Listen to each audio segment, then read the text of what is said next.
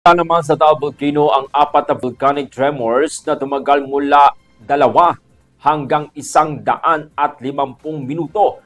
Base po yan sa nakalipas na 24 oras at ayon sa huling update ng PBOX ngayong Martes ng umaga, aabot po sa 318 tonelada kada araw ang ibinubugang sulfur dioxide gas o yung asupre nitong October 31.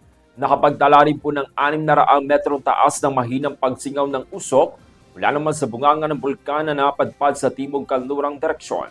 Sa ngayon, nananatili pa rin po sa ang Bulkang Taal sa Alert Level 1 ayon yan sa PBOX. Paalala po ng mga otoridad, bagaman mababa ang alert level, nananatili pa rin po ang posibilidad ng biglaang pagbuga ng abo o yung steam-driven explosion, kaya pinapayong iwasan pa rin ang permanent danger zone sa paligid ng Taal Volcano Island.